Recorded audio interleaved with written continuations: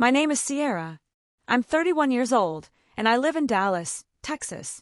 6 months ago, I received a text message that wasn't meant for me. A text message from my mother-in-law that destroyed everything I thought I knew about my marriage, my family, and the people I trusted most in this world. The text said, "She'll never find out you paid for the hotel. Just make sure you delete the charge from the statement before she sees it." And when I asked what hotel she was talking about, the response I got made my blood run cold. Made me realize that the two people who were supposed to love me most in this world had been plotting against me for longer than I ever imagined. But I'm getting ahead of myself. Let me take you back to the beginning. Because you need to understand how perfect I thought my life was before that text message arrived.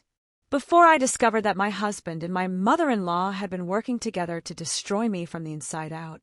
Before I continue, please hit that like button and subscribe to the channel. Drop a comment telling me where you're watching from. I love hearing from you. And if this story resonates with you, share it with someone who needs to hear it.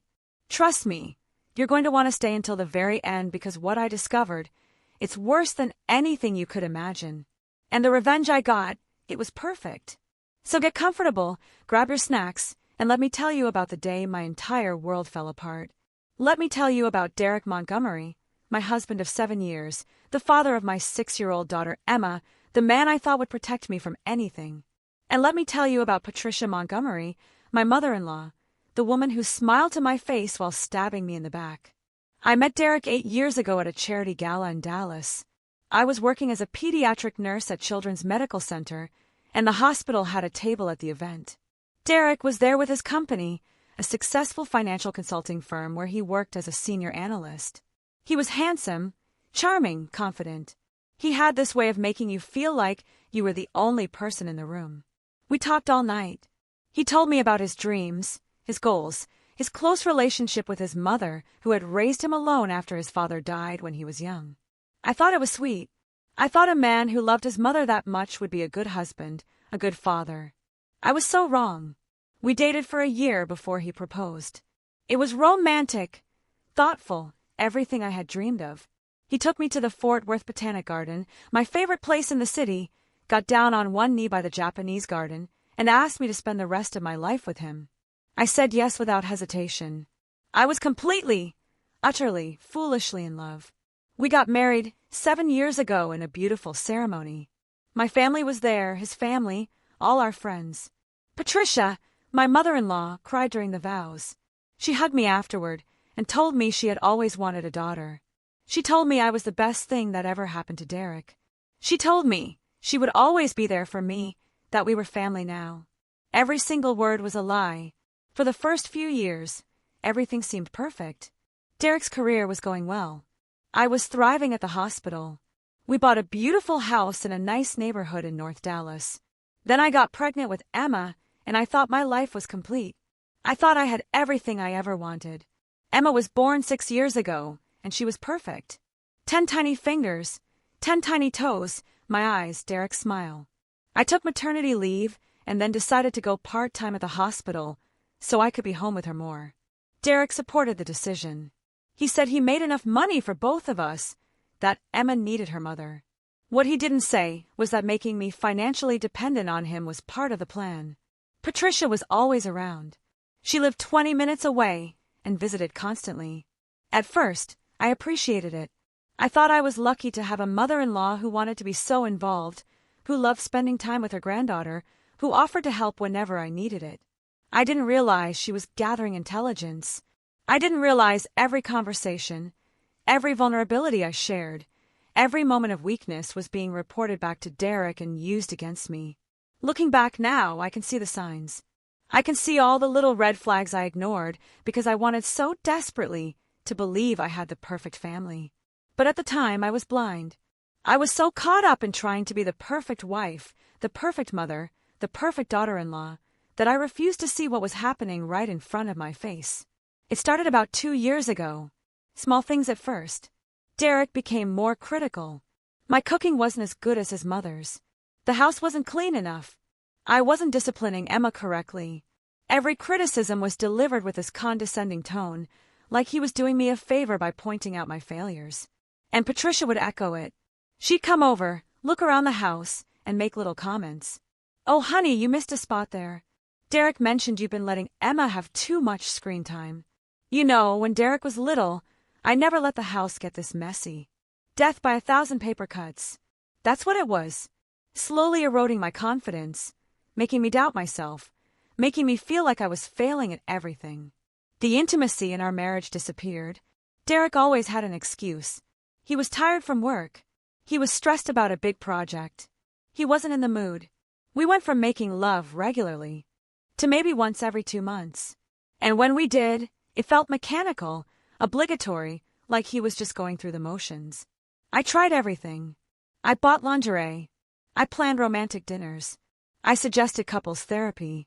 He dismissed it all. He said I was being dramatic, that all marriages go through phases, that I needed to be more patient and understanding. Meanwhile, I now know exactly where his attention was going. Derek started traveling more for work. He'd be gone 3, sometimes 4 days a week. Business trips to Houston, San Antonio, Austin. He said the company was expanding, that he needed to meet with clients, that it was all necessary for his career advancement. I believed him because I had no reason not to. He'd call every night to say goodnight to Emma. He'd text me throughout the day. He'd come home with gifts for both of us. He seemed like the devoted husband and father, just working hard to provide for his family. But there were inconsistencies, little things that didn't quite add up. He'd mention a restaurant in a city he supposedly wasn't in. He'd forget details about trips he'd told me about.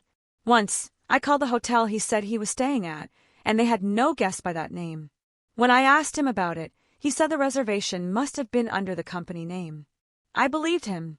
God help me, I always believed him. Patricia was his alibi for everything. If I questioned where Derek was, she'd confirm his story. If I mentioned something seemed off, she'd tell me I was being paranoid, that Derek was just working hard for our family, that I should be grateful instead of suspicious. She was the perfect accomplice because I would never suspect her. Why would I? She was his mother. She loved him. Of course, she'd tell me the truth about where he was and what he was doing. I didn't realize that she loved him so much that she'd help him destroy his own wife. The financial control started slowly, too. Derek suggested that we consolidate our accounts, that it would be easier to manage our finances together. I agreed because I trusted him.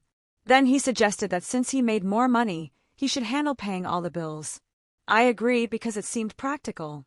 Within a year, I had no access to our finances. Every credit card was in his name.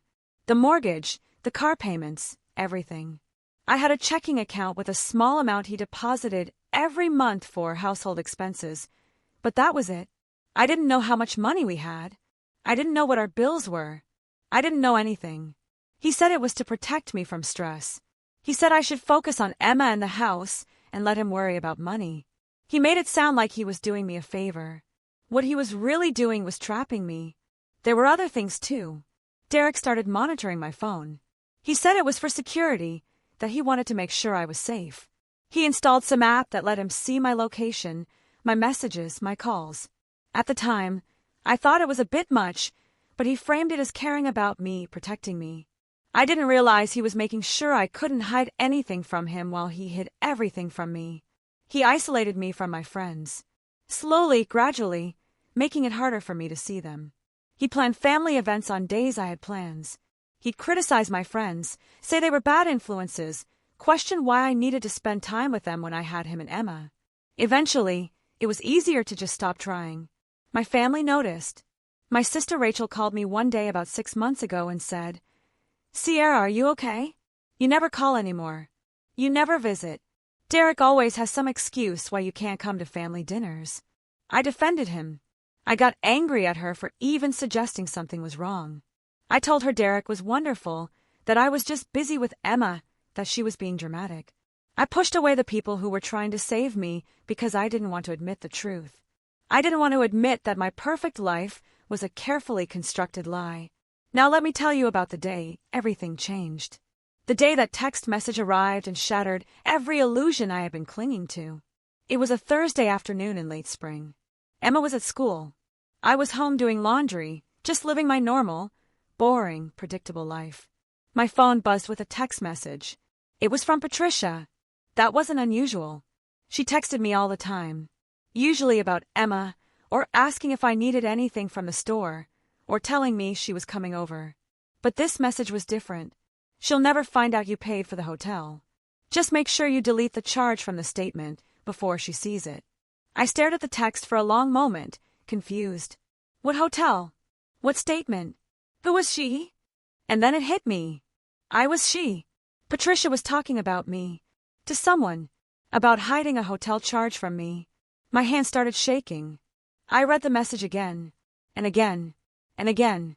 This had to be a mistake. This had to be meant for someone else. Patricia must have sent it to the wrong person. But there was only one way to find out. I typed back. What hotel are you talking about? The 3 dots appeared immediately. She was typing. Then they disappeared. Then they appeared again. She was panicking, trying to figure out what to say. Finally, the response came. Sorry, wrong person. Ignore that. Wrong person. Just like I thought. But something in my gut told me to push harder. Something told me this was important. I typed back. Patricia, what hotel? Who were you texting? No response. The 3 dots didn't appear. She had seen the message. I could see the red receipt, but she wasn't answering. I called her. It rang once and went to voicemail. She had declined my call. That's when I knew. That's when I absolutely knew something was very, very wrong. I tried calling Derek. Same thing. 1 ring, straight to voicemail. He had declined my call, too. I sat on the couch, my heart pounding, my mind racing. Why would Patricia be telling someone to hide a hotel charge from me?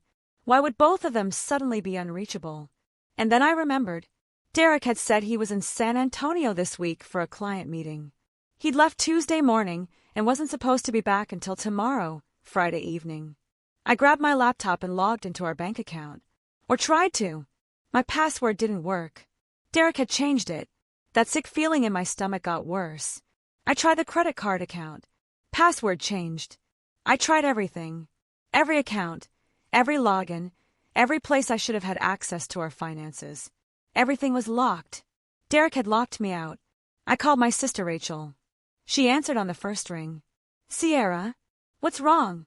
Rachel, I need your help, I said, and I was surprised to hear my voice shaking. Something's wrong. Something's really wrong. I told her about the text, about Patricia and Derek not answering, about being locked out of the accounts. As I talked, I heard her getting angrier and angrier. That son of a... she started. Sierra, listen to me. You need to get evidence. Right now. Whatever is happening, you need proof. Evidence of what? I don't know yet, but trust me, you're going to need it. Rachel was a paralegal at a law firm in downtown Dallas. She knew what she was talking about. What do I do? First, check Derek's office. His computer, his files, anything. Look for bank statements, credit card statements, receipts. Anything financial. And check his closet, his drawers, anywhere he might hide things. I felt like I was in a bad movie. This couldn't be real. This couldn't be happening to me. But I did what she said. I went into Derek's home office, the room he kept locked most of the time. I found the key in his nightstand. He thought I didn't know where he kept it, and opened the door. The office was immaculate, as always. Everything in its place. Derek was meticulous about his space. I started with the desk drawers. Files, files, and more files. Work documents, mostly. Then I found a folder labeled Personal in the back of the bottom drawer. Inside were bank statements, but not for accounts I recognized. These were accounts I'd never seen before. Accounts in Derek's name only. Accounts with hundreds of thousands of dollars in them.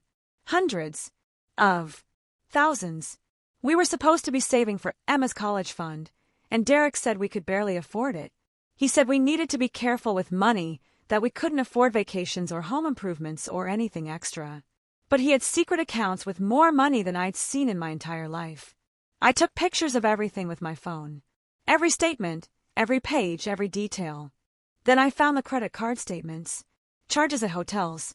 Expensive hotels. In San Antonio, Austin, Houston. Always the same dates Derek said he was traveling for work. But there were other charges too. Jewelry stores. High-end boutiques. Restaurants. Spa days. Flower deliveries. None of it to me. I kept taking pictures, my hands shaking so badly I could barely hold the phone steady. And then I found the receipts. Physical receipts, printed out and filed carefully in a folder. Hotel receipts for 2 people. Champagne, room service, spa packages. All for rooms with king beds. All charged to Derek's credit card. And the dates. The dates matched every single business trip Derek had taken in the last year. There were dozens of receipts. Dozens of trips. Dozens of hotels. My husband had been having an affair. For at least a year. Probably longer. I sank into Derek's desk chair, staring at the evidence in front of me. My perfect husband, my devoted partner, the father of my child, had been living a double life. But with who? Who was he spending all this money on? Who was he taking to expensive hotels and buying jewelry for? I kept searching.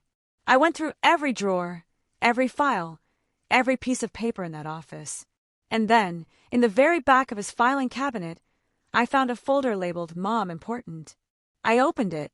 Inside were text messages, printed text messages, conversations between Derek and Patricia.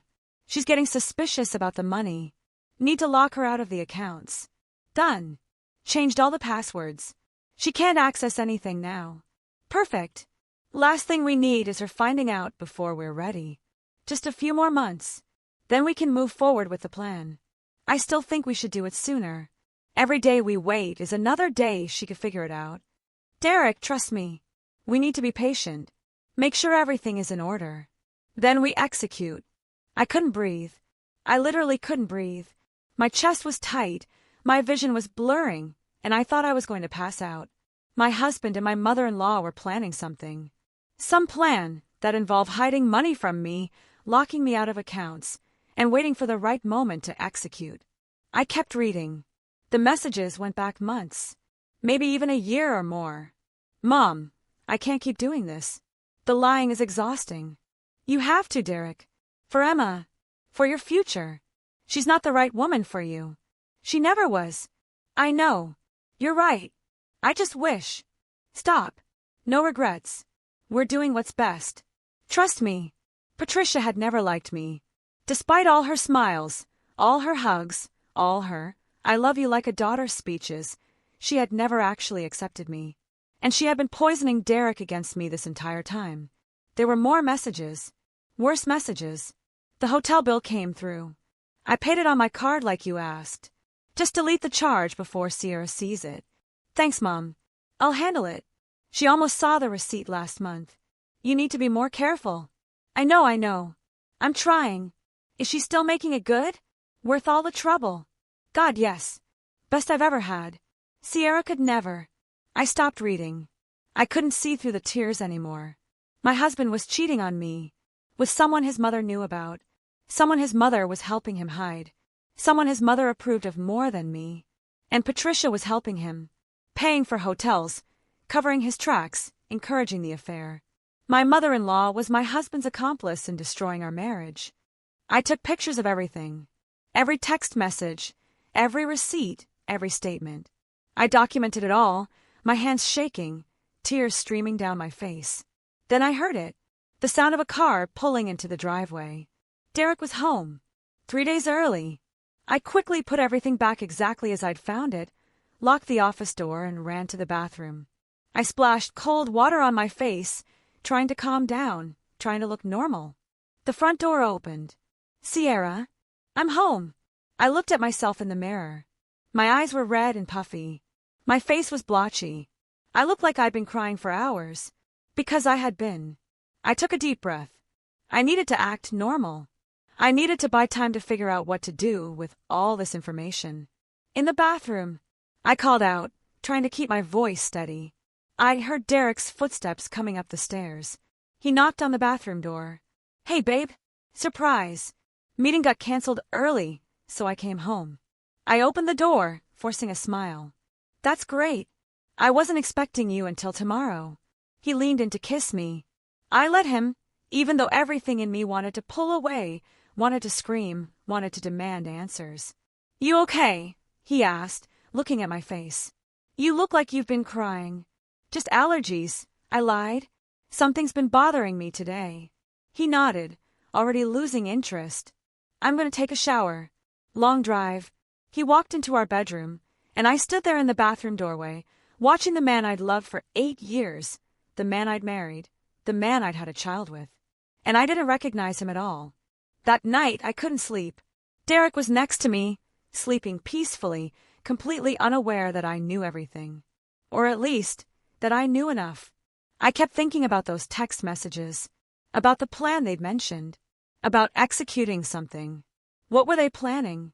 Divorce. Were they planning to divorce me and leave me with nothing? Or was it worse than that? The next morning, Friday, after Derek left for work and Emma left for school, I called Rachel. I need to come over, I said. Right now. And I need you to not ask questions until I get there. I'm working from home today. Come now. I drove to Rachel's apartment in Uptown, the evidence I'd photographed burning a hole in my phone. When she opened the door and saw my face, she pulled me inside immediately. What happened? Tell me everything. I told her. About the text from Patricia.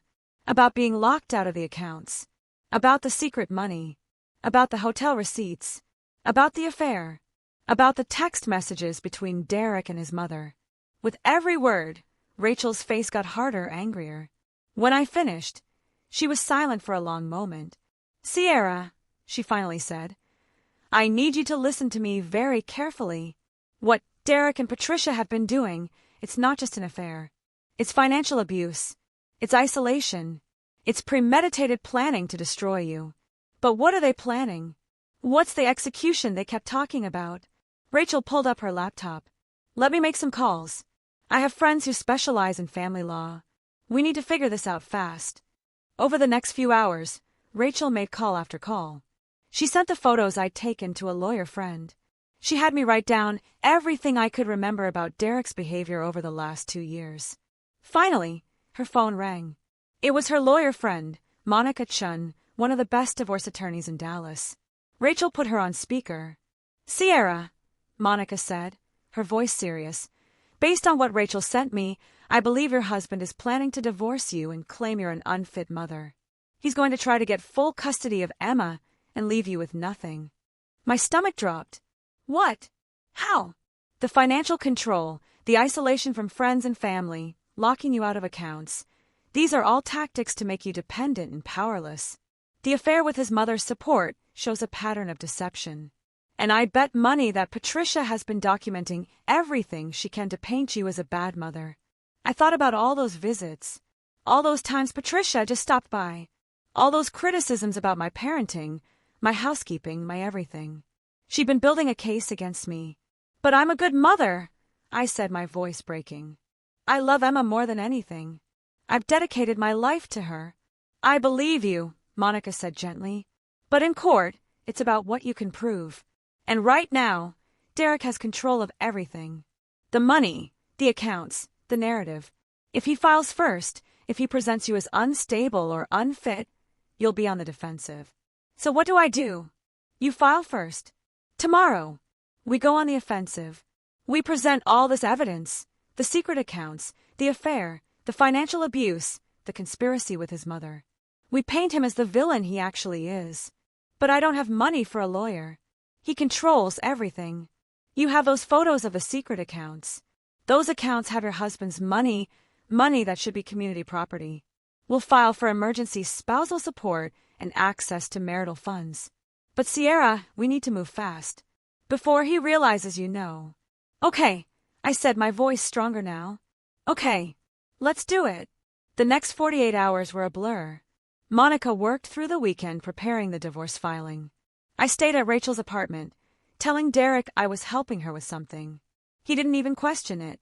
Monica's filing was a work of art. She laid out everything. The affair, the secret accounts, the financial abuse, the conspiracy with Patricia, the attempt to paint me as an unfit mother. She included every photo, every piece of evidence I'd gathered. And she requested an emergency hearing for the following week. We filed Monday morning. The papers were served to Derek at his office that afternoon. His reaction was everything I'd hoped for and feared. My phone exploded with calls and texts. First from Derek, angry and confused. Then from Patricia, screaming that I was destroying the family. Then from Derek again, this time threatening. I didn't answer any of them. Monica had told me not to. Instead, I focused on Emma. I picked her up from school like always, took her for ice cream, played with her at the park.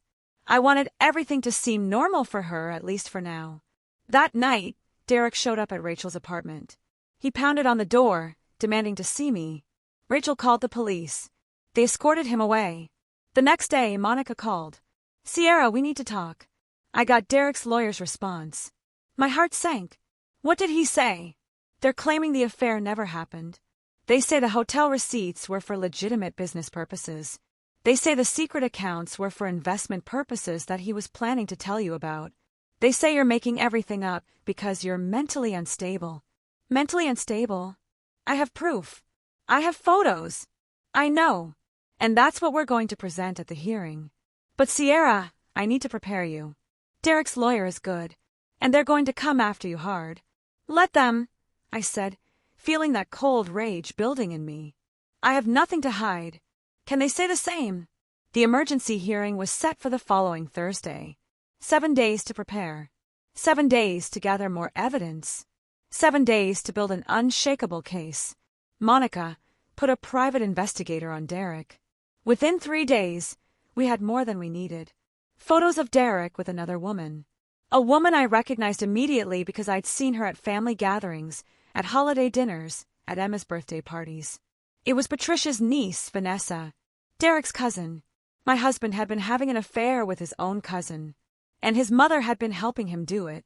The level of betrayal was so deep, so complete, that I actually laughed when I saw the photos. It was either laugh or completely lose my mind. "This is perfect," Monica said when I told her. "Absolutely perfect. The judge, is going to destroy them." But we weren't done yet. The PI also uncovered something else. Derek and Patricia had been planning to have me declared mentally incompetent. They had been documenting every moment of erratic behavior, every tear, every moment of stress or anxiety. They were going to use my normal human emotions against me to claim I was unfit to care for Emma. And the final piece of the puzzle, Derek had been slowly moving money out of our joint accounts and into offshore accounts. Accounts I'd never seen, never knew about. He'd been planning this for over a year, carefully siphoning away our savings, our investments, everything. If I hadn't found out when I did, if I'd waited even a few more months, he would have succeeded. He would have left me with nothing. The hearing day arrived. I wore my best dress, did my hair and makeup carefully. I wanted to look strong, confident, completely sane. Monica met me at the courthouse. Ready, I said, and I meant it. Derek was already there with his lawyer and Patricia. When I walked in, Patricia gave me a look of pure hatred. Derek wouldn't even meet my eyes. The judge, a woman in her 60s named Judge Martinez, called the court to order. "This is an emergency hearing for temporary orders in the matter of Montgomery versus Montgomery. I've reviewed the filings from both parties. Mrs. Montgomery, your attorney has made some very serious allegations." Monica stood. "Your Honor, we have extensive evidence to support every allegation. We'd like to present it now." "Proceed." For the next 2 hours, Monica systematically destroyed Derek and Patricia. She presented the secret bank accounts. Derek's lawyer tried to claim they were legitimate investments, but Monica showed that Derek had been moving money there secretly, without my knowledge or consent, which violated our prenuptial agreement about financial transparency. She presented the hotel receipts and credit card statements showing the affair. Derek's lawyer tried to claim they were business expenses, but Monica had the PI's photos showing Derek and Vanessa together at those same hotels on those same dates. She presented the text messages between Derek and Patricia. The judge's face grew harder with every message she read. And then, Monica played her trump card. "Your Honor, we'd like to call Patricia Montgomery to the stand." Patricia's face went white. Her lawyer stood up. "Objection, Your Honor. Mrs. Patricia Montgomery is not a party to this divorce. She's named throughout the filing as an accomplice in the fraud and abuse," Monica countered. "She's absolutely relevant." "I'll allow it," Judge Martinez said. "Mrs. Montgomery, please take the stand." Patricia walked to the witness stand like she was walking to her execution. She was sworn in, and Monica approached her like a shark circling prey. "Mrs. Montgomery, do you recognize this text message?" Monica showed her the phone. It was the original message, the one that started everything. She'll never find out you paid for the hotel. Patricia's hands shook as she looked at it. I don't remember. You sent this to your son, Derek Montgomery, correct? I might have, but... And she in this message refers to Sierra Montgomery, your daughter-in-law, correct? I don't. Mrs. Montgomery, I'll remind you that you're under oath. Patricia's lawyer stood up. Your Honor, my client doesn't have representation here. This is unfair. Your client chose to involve herself in a conspiracy to defraud Mrs. Sierra Montgomery, Judge Martinez said coldly. She can answer the questions. Continue, Ms. Chun. Monica showed Patricia message after message, each one more damning than the last. Patricia tried to deny them, tried to explain them away, but Monica had everything. The phone records proving Patricia sent them. The credit card records proving Patricia paid for hotels. The bank records proving Patricia had transferred money to Derek's secret accounts. After 30 minutes, Patricia was in tears on the stand, and Derek looked like he wanted to disappear. Then Monica called Derek. If Patricia's testimony was bad, Derek's was catastrophic. Monica showed him every receipt, every photo, every piece of evidence. He tried to deny the affair, but the photos were irrefutable. He tried to deny the financial abuse, but the account records were clear. He tried to deny the conspiracy with his mother, but the text messages spoke for themselves. And then Monica asked the question that ended him. Mr. Montgomery, what is your relationship with Vanessa Torres? Derek went pale. She's my cousin. And have you been having an affair with Miss Torres? No, Monica presented the photos. Derek and Vanessa kissing at a hotel. Derek and Vanessa holding hands at a restaurant. Derek and Vanessa together at an apartment in Houston, Vanessa's apartment, as the PI had discovered. Mr. Montgomery, I'll ask again. Have you been having an affair with your cousin, Vanessa Torres, for the past 18 months, with your mother's knowledge and financial assistance?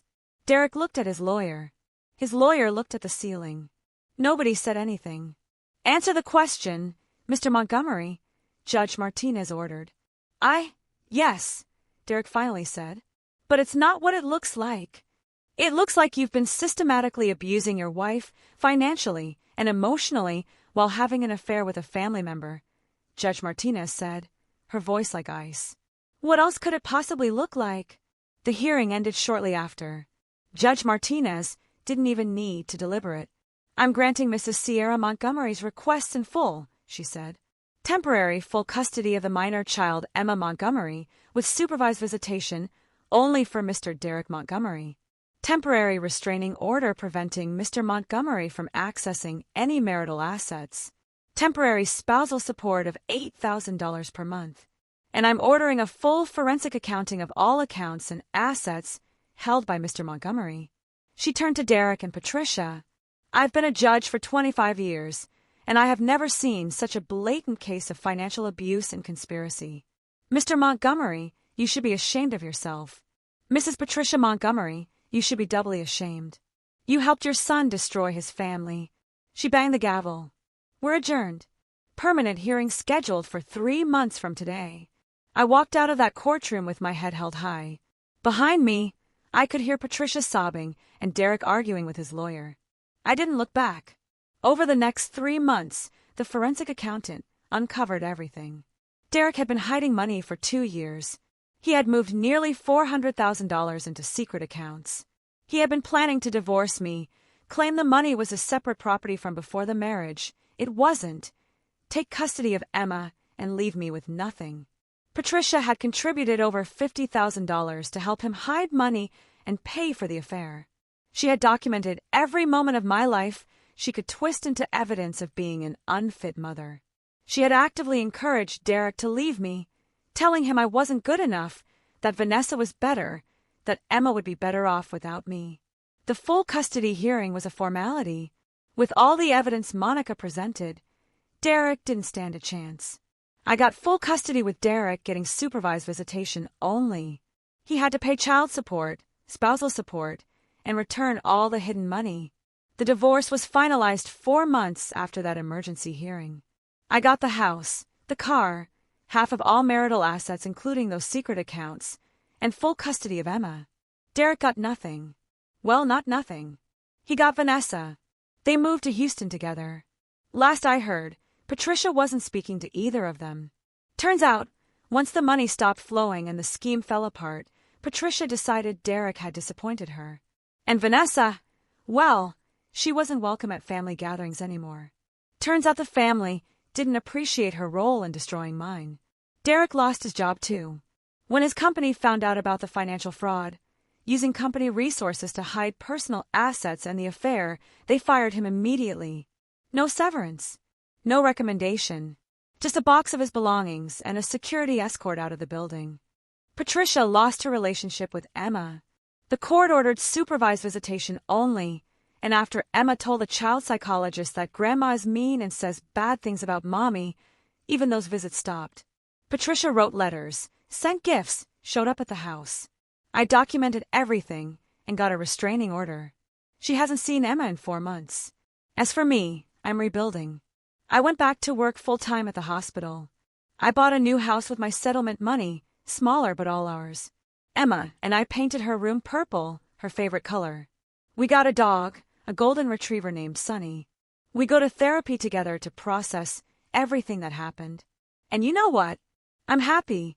For the first time in years, I'm actually happy. I'm not dating yet. Trust takes time to rebuild. But I'm working on myself, focusing on Emma, building the life I should have had all along. Sometimes Emma asks about her dad. I tell her the truth in terms she can understand. Daddy made some bad choices, and now he has to deal with the consequences, but he still loves her, and none of this is her fault. She's resilient. Kids are more resilient than we give them credit for. And she's thriving. Her grades are better. She's making friends. She laughs more. She doesn't tiptoe around the house anymore, afraid of making Daddy angry or disappointing Grandma. If you're watching this and you're going through something similar, I want you to hear me. Trust your gut. If something feels wrong in your relationship, it probably is. Don't ignore the red flags like I did. Don't let financial control trap you. Don't let someone isolate you from the people who love you. And if you find out your partner is cheating, remember this: the other person isn't always the enemy. Sometimes they're a victim too. But the people you thought you could trust, the people who smile to your face while stabbing you in the back, those are the ones you need to destroy. Document everything. Get evidence. Build your case. And strike first. Strike hard, and don't show mercy to people who showed you none. I also want to say this to anyone whose mother-in-law is toxic. You're not crazy. You're not imagining it. If she criticizes you constantly, if she undermines your parenting, if she seems to be working against your marriage instead of supporting it, trust yourself. Set boundaries. Protect yourself and your children. And if necessary, cut her out completely. Your husband should be your partner, not his mother's puppet. If he chooses her over you, if he lets her poison your relationship, if he helps her destroy you, then he's not worth fighting for. You deserve better. You deserve honesty. You deserve respect. You deserve a partner who protects you from everyone, including his own mother. I'm Sierra Montgomery. I'm 31 years old, and I survived my husband's and mother-in-law's conspiracy to destroy me. They thought I was weak. They thought I was stupid. They thought I'd never figure it out. They were wrong. And now I'm thriving while they're living with the consequences of their choices. If this story resonated with you, hit that like button and show me some love. Subscribe to this channel and turn on those notifications so you never miss another story. I've got plenty more to share. And if you've ever been through something like this, if you've ever been betrayed by the people who should have protected you, drop your story in the comments. Let me know I'm not alone. Let me know you're not alone either. We're all in this together, supporting each other, lifting each other up. Thank you for watching. Thank you for listening to my story. Thank you for giving me a space to share my pain and my triumph. It means more than you know. Stay blessed. Stay aware. And most importantly, stay true to yourself. Never let anyone make you question your worth. Never let anyone make you feel like you deserve anything less than complete honesty and faithful love. My name is Sierra, and this was my story. But wait, there's more. Because the story doesn't end with the divorce being finalized. The story doesn't end with me getting the house and the money and custody of Emma. The story continues because Derek and Patricia couldn't let it go. They couldn't accept that they had lost. And what happened next? What I discovered in the months after the divorce, It proved that I had only scratched the surface of their deception. Let me tell you about what happened 6 months after the divorce was finalized. I was settling into my new life. Emma was thriving. I had been promoted at the hospital to a supervisory position. I was even starting to think about dating again, though I was taking it very slow. My sister Rachel had introduced me to a nice guy named Marcus, a teacher at Emma's school, and we'd been on a few casual coffee dates. Nothing serious, just testing the waters. Life was good. Life was peaceful. Life was mine again. And then my phone rang. It was a number I didn't recognize. Normally I wouldn't answer, but something told me to pick up. Hello! Is this Sierra Montgomery? A woman's voice, professional, formal. Yes, this is she. Mrs. Montgomery, my name is Detective Andrea Walsh with the Dallas Police Department, Financial Crimes Unit. I need to speak with you about your ex-husband, Derek Montgomery, and his mother, Patricia Montgomery. My stomach dropped. What about them? Ma'am, I prefer to discuss this in person. Can you come to the station today? I arranged for my mom to pick up Emma from school, and I drove to the police station with my heart pounding. What had they done now? Detective Walsh was a woman in her 40s, sharp-eyed, with the air of someone who had seen everything and wasn't impressed by any of it. She led me to an interview room and closed the door. Mrs. Montgomery, what I'm about to tell you is part of an ongoing investigation. We've been building a case against your ex-husband and his mother for the past 8 months. 8 months? But we only finalized the divorce 4 months ago. Yes, ma'am. Our investigation started before your divorce proceedings. We were contacted by Derek's former employer regarding suspicious financial activities. During our investigation, we discovered that the fraud extended far beyond what his company initially reported. She opened a folder and spread out papers in front of me. Bank statements, wire transfers, corporate documents. Mrs. Montgomery, your ex-husband, and his mother have been running a sophisticated fraud scheme for the past 5 years. They've been embezzling money from Derek's employer, setting up shell corporations, money laundering, identity theft, and insurance fraud. I stared at the papers, not comprehending. I don't understand. What does this have to do with me? They used your identity, your social security number, your signature, your information. They set up credit cards in your name, took out loans in your name, created business entities in your name. You're listed as the CEO of 3 different shell corporations that don't actually exist. The room started spinning. What? You were the perfect cover. The unsuspecting wife who had no access to the finances, no knowledge of what was happening. If the scheme had been discovered, all evidence would have pointed to you. Patricia made sure of that. Detective Walsh showed me more documents. My signature on loan applications I'd never seen. My name on corporate filings I'd never signed. My identity used to open accounts, transfer money, commit fraud. They were setting me up, I whispered. Yes, ma'am. Our forensic accountants estimate they've stolen approximately $2.3 million over 5 years. And every piece of evidence was designed to implicate you if they got caught. But I didn't know. I didn't do any of this. We know. Your divorce proceedings actually helped us. When your attorney requested the forensic accounting, when all those hidden accounts came to light, it gave us additional evidence that Derek was the one in control, not you. Your attorney's documentation of financial abuse, of being locked out of accounts, of having no knowledge of the finances, it all supports your innocence. I felt sick. So what happens now? We're preparing to arrest them. Both of them. Derek for embezzlement, fraud, money laundering, and identity theft. Patricia for conspiracy, aiding and abetting, and fraud. They're looking at serious federal charges, 10 to 20 years each. And me. You're a victim, Mrs. Montgomery. We'll need your testimony, your cooperation with the investigation, but you're not facing any charges. In fact, you may be entitled to restitution. I sat there, trying to process it all. Derek and Patricia hadn't just betrayed me personally. They had used me as a shield for their crimes. They had planned to let me take the fall if they got caught. There's something else, Detective Walsh said. The affair with Vanessa Torres? That was part of the plan, too. What do you mean? Vanessa is a CPA. She was helping them cook the books, hide the money, set up the shell corporations. The affair wasn't just about Derek cheating. It was about bringing in someone with the expertise to help them steal more effectively. Of course. Of course it was. Nothing about Derek was ever simple. Nothing was ever just what it seemed. We've been surveilling them, the detective continued. Derek and Patricia have been meeting regularly, despite the restraining orders. They've been trying to move more money, trying to cover their tracks now that the divorce exposed some of their accounts. But they don't know we're watching. When are you arresting them? Tomorrow morning. Derek will be arrested at Vanessa's apartment in Houston. Patricia will be arrested at her home. Vanessa will be arrested as well for her role in the scheme. Good, I said, and I meant it. They deserve everything that's coming to them. Detective Walsh smiled grimly. They do. And Mrs. Montgomery, thank you for your cooperation. Without your divorce attorney's work, without the forensic accounting she ordered, we might never have caught them. I left the police station in a daze.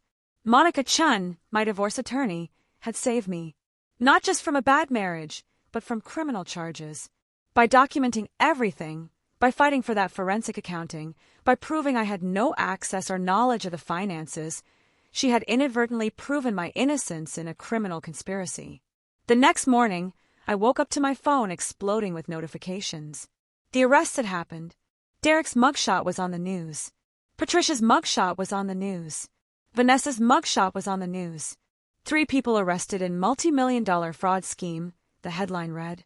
Pharmaceutical executive, his mother, and his accountant girlfriend charged with embezzlement and money laundering. The story was everywhere. Local news, national news, social media. Everyone who had known Derek and Patricia, everyone who had thought they were such a respectable family, was shocked. My phone rang. It was Rachel. Sierra, are you seeing this? I'm seeing it. Holy shit. Holy shit. They were criminals. Like, actual criminals. Apparently. For years. And they tried to frame you? That was the plan. If they got caught, all the evidence would have pointed to me. Rachel was silent for a moment. Sierra, if you hadn't filed for divorce when you did, if you hadn't fought back, you'd be in jail right now instead of them. The truth of that statement hit me like a truck. If I had stayed, if I had believed Derek's lies, if I had let him continue to control everything, if I had been the obedient, trusting wife they needed me to be, I would be in handcuffs right now, facing 20 years in federal prison for crimes I didn't commit. I need to call Emma's school, I said. This is going to be everywhere. I need to make sure she's protected from this. I spent the rest of the day managing the fallout. I called Emma's school and warned them that there might be media attention. I called my mom and told her everything. I called Monica and thanked her for saving my life, not just my marriage. And then I called Detective Walsh. I want to testify, I said. When this goes to trial, I want to testify against them. I want to make sure they pay for everything they did. We were hoping you'd say that, Detective Walsh said. Your testimony will be crucial.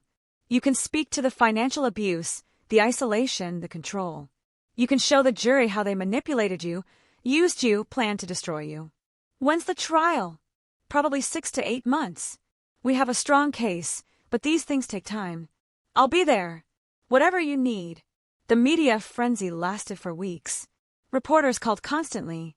My story, the divorce, the custody battle, it was all connected now to this larger criminal enterprise. Some outlets painted me as a victim. Others questioned how I could have been so blind to what was happening. I ignored it all. I focused on Emma. I focused on work. I focused on healing. And I started writing. I started documenting everything, not just for the trial, but for myself. For my own processing. For my own closure. 3 weeks after the arrests, I got another call. This time from a number I recognized. It was Derek, calling from jail. I almost didn't answer, but something made me pick up. What do you want, Derek? Sierra. His voice was broken, desperate. Sierra, please. You have to help me. I laughed. Actually laughed. I have to help you? Are you insane? They're saying I could get 20 years. 20 years, Sierra. I'll be almost 60 when I get out. Emma will be grown. My life will be over. You did this to yourself. No. You don't understand. It was Mom. It was all Mom's idea. She's the one who started this whole thing. She's the one who pushed me into it. I was just trying to make her happy, trying to make her proud. Oh, so now it's Patricia's fault? You're blaming your mother. She controlled me my whole life, Sierra. Everything I did was for her. The affair with Vanessa, Mom set that up. The embezzlement, Mom planned it. Using your identity, that was Mom's idea. I'm a victim here, too. I couldn't believe what I was hearing. Derek, the man who had systematically abused me, isolated me, used me, was now claiming to be a victim. Claiming his mother had controlled him. Derek, let me be very clear about something. You are not a victim. You are a criminal. You chose to cheat on me. You chose to steal from your company. You chose to use my identity to commit fraud. You chose to plan to let me take the fall for your crimes. But Sierra, no. I'm done. I'm done with your lies, your manipulations, your excuses. You're going to prison, Derek. You and your mother both. And I'm going to testify at your trial to make sure you stay there as long as possible. You can't do this. What about Emma? What about our daughter? She needs her father. Emma needed her father when you were too busy screwing your cousin. Emma needed her father when you were embezzling millions of dollars. Emma needed her father when you were planning to frame her mother for federal crimes. You lost the right to use our daughter as leverage. Sierra, please. I'm begging you. Tell them it was all Patricia. Tell them I didn't know what I was doing. Tell them I was manipulated. Goodbye, Derek. I hung up. He called back immediately. I blocked the number. 10 minutes later, another call. Patricia, also from jail. Against my better judgment, I answered. Sierra, dear, we need to talk. The fake sweetness in her voice made my skin crawl. We don't have anything to talk about, Patricia. Yes, we do. Derek told me he called you. He told me what he said. Sierra, honey, you can't believe him. He's lying. He's trying to blame me for everything, but it was all him. I tried to stop him. I tried to protect you. You have to believe me. So Derek was blaming Patricia, and Patricia was blaming Derek. Watching them turn on each other would have been satisfying if it wasn't so pathetic. Patricia, I know the truth. I've seen the evidence. The text messages between you two, planning everything. The bank records, showing you transferring money. The documents, showing you helped set up the shell corporations in my name. You're just as guilty as he is. No. You don't understand. I had to help him. He's my son. He threatened me. He said if I didn't help him, he'd what? Stop being your puppet? Stop letting you control his life? Stop helping you destroy his wife? Silence on the other end. You know what the worst part is, Patricia? You could have just not liked me. You could have been a cold mother-in-law, kept your distance, been polite but distant. But you had to take it further. You had to actively work to destroy me. You had to help Derek cheat. You had to help him steal. You had to set me up to take the fall for your crimes. I never wanted to destroy you. I just wanted what was best for Derek. What was best for Derek was a faithful wife who loved him, who supported him, who gave him a beautiful daughter. But that wasn't enough for you. It was never going to be enough. Because you didn't want Derek to be happy. You wanted Derek to be yours. That's not true. Isn't it? You couldn't stand that he loved me. You couldn't stand that he had his own family. You couldn't stand that I was taking him away from you. So you poisoned him against me. You encouraged the affair. You helped him plan to leave me with nothing. Sierra, I hope you enjoy prison, Patricia. I hope you have a lot of time to think about what you did. Think about how you destroyed your own son's life. Think about how you'll never see your granddaughter again. Think about how your whole family has disowned you. They haven't. Yes, they have. I've talked to your sister, to Vanessa's mother. They're mortified. Vanessa's mother said you were always jealous, always controlling, always had to have things your way. She said this was inevitable. I heard Patricia start to cry. Real tears this time, not manipulative ones. You destroyed everything, I continued. Your relationship with Derek, your relationship with Emma, your reputation, your freedom. And for what?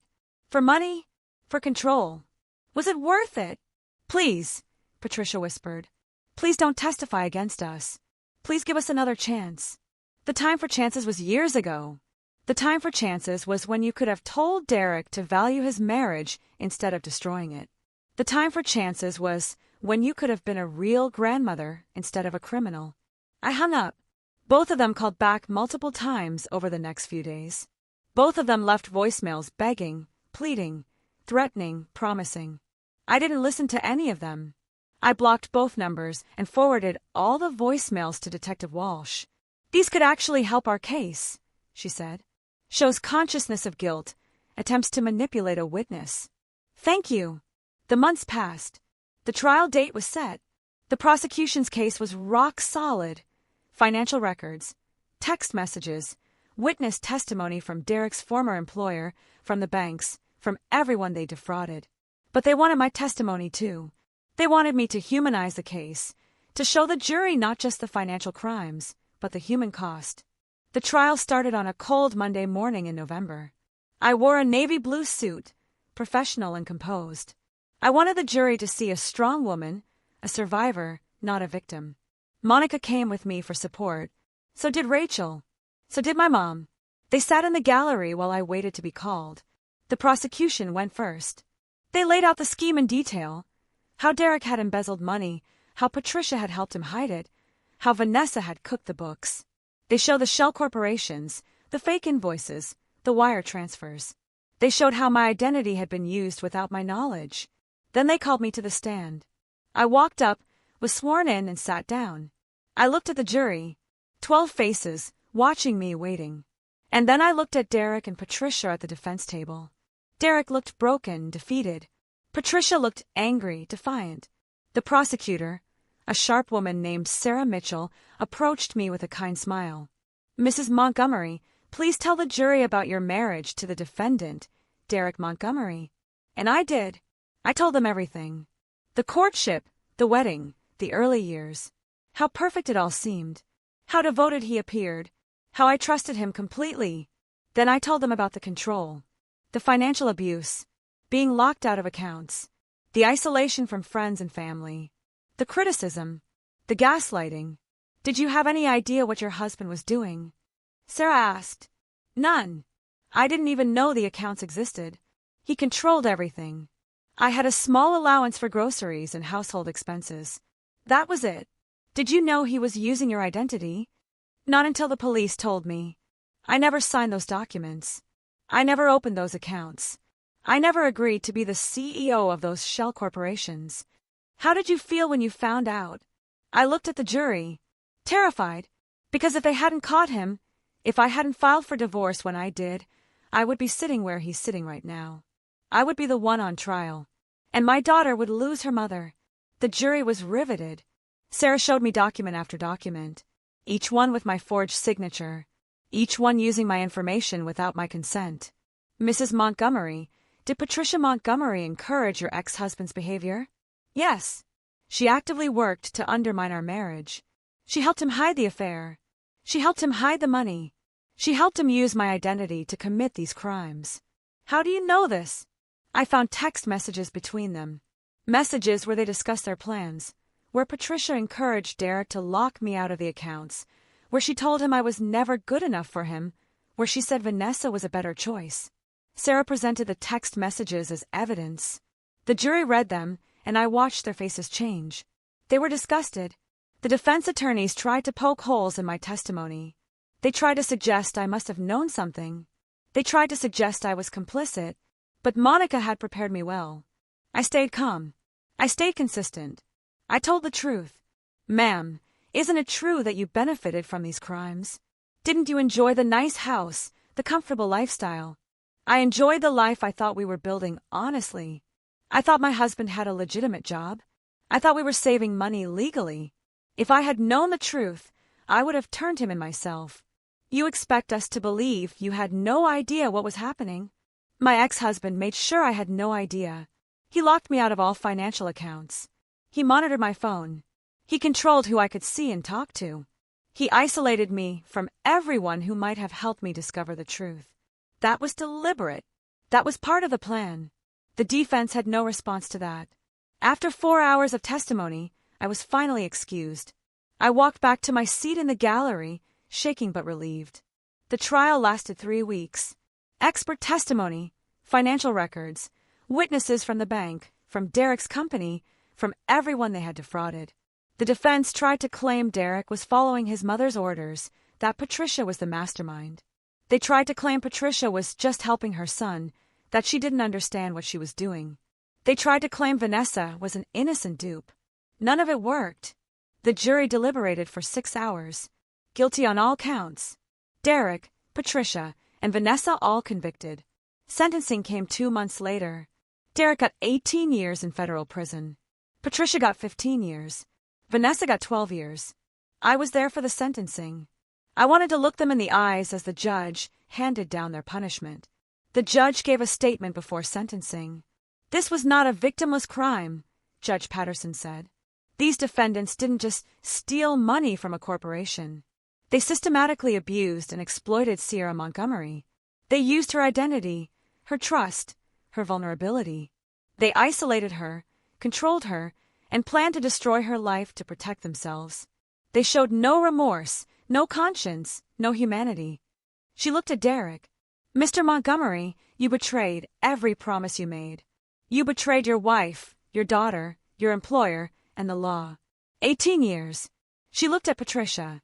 Mrs. Montgomery, you failed your son by encouraging his worst instincts. You failed your daughter-in-law by working to destroy her. You failed your granddaughter by putting your greed above her well-being. 15 years. She looked at Vanessa. Ms. Torres, you used your professional expertise to commit crimes. You violated your duty as an accountant and as a human being. 12 years. The gavel came down. I felt empty. Not happy. Not sad. Just empty. It was over. After the sentencing, I gave a statement to the press outside the courthouse. Today, justice was served. Not just for me, but for every victim of financial abuse. For every person who trusted someone who betrayed them. For every wife who thought she was building a life with her partner, only to discover she was being used. The reporter asked, "How do you feel knowing they'll be in prison for the next decade and a half?" I feel like I can finally breathe. I feel like Emma and I can move forward with our lives without looking over our shoulders. I feel like the nightmare is finally over. Do you have any message for Derek and Patricia Montgomery? I looked directly at the camera. You thought I was weak. You thought I was stupid. You thought I would never figure out what you were doing. You thought you could use me and discard me and I would just accept it. You were wrong. I hope you spend every day of your sentence thinking about what you lost. Not the money, not the freedom, but the chance to have a real relationship with your daughter and granddaughter. That's what your greed cost you. That's what your cruelty cost you. And I hope every person watching this learns from my story. Trust yourself, protect yourself, and never let anyone make you feel small or powerless or stupid. You are stronger than you know. That interview went viral. It's been viewed millions of times. I still get messages from women thanking me for speaking out, for fighting back, for showing them that they can survive and thrive too. It's been 2 years now since that sentencing. 2 years of peace. 2 years of healing. 2 years of building the life I deserve. Emma is 8 years old now. She's in therapy, and she's doing remarkably well. She doesn't ask about her dad anymore. She knows he made bad choices, and she knows he's facing consequences. She's accepted it with the grace only children can have. I did start dating Marcus, the teacher. We took it slow, very slow. But he's been patient and kind and everything Derek never was. Emma loves him. He's teaching her to play piano. They have their own relationship that has nothing to do with me, and I love watching them together. I was promoted again at work. I'm now the director of pediatric nursing at Children's Medical Center. I make more money than I ever did when I was married. I bought a bigger house, sent Emma to a better school, and started a college fund that actually exists. I reconnected with all the friends Derek had pushed away. I rebuilt my relationship with my family. I go to therapy regularly. I work out. I travel with Emma during school breaks. We went to Disney World last year. We're going to New York this Christmas. And I started a nonprofit, a foundation that helps women who are victims of financial abuse. We provide legal assistance, financial literacy education, and support groups. We help women who are trapped, like I was, find their way out.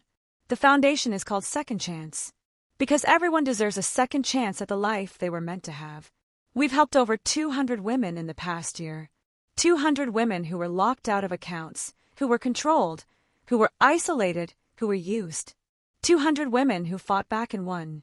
If you're watching this video and you're in that situation right now, please reach out. There are resources. There are people who want to help. You don't have to stay trapped. You don't have to accept abuse. You don't have to let someone else control your life. You are stronger than you think. You are smarter than they've made you believe. You are worthy of respect and honesty and love. And you can survive this. I promise you, you can survive this and come out the other side stronger than ever. Derek and Patricia have both tried to contact me from prison. Letters, messages through third parties, appeals through their lawyers. I've ignored every single one. They had their chance. They had years to treat me with dignity and respect. They chose cruelty instead. That was their choice. And now they live with the consequences. As for me, I'm living my best life. I'm free. I'm happy. I'm surrounded by people who genuinely love and support me. I have a daughter who's thriving. I have a career I love. I have a partner who treats me like an equal. I won. Not because they're in prison, but because I'm not. I'm not living in fear anymore. I'm not walking on eggshells. I'm not questioning my sanity or my worth. I'm not trapped. I'm free. And freedom, true freedom, is the sweetest revenge of all. Thank you for staying until the end. If this story gave you the justice you needed to see, check out the other videos on screen. They're just as satisfying. And if you haven't subscribed yet, what are you waiting for? I share stories like this every week. Stories of women who refused to be victims. Stories of women who fought back. Stories of women who won. Hit that like button. Drop a comment telling me what you thought of this story. Share it with someone who needs to hear it. And remember, the truth always comes out. The people who hurt you will face consequences. And you will survive and thrive. My name is Sierra Montgomery. I survived my husband's and mother-in-law's conspiracy to destroy me. They thought I was weak. They thought I was stupid. They thought I'd never fight back. They were wrong. And now I'm living proof that you can lose everything and still win. See you in the next story. Peace.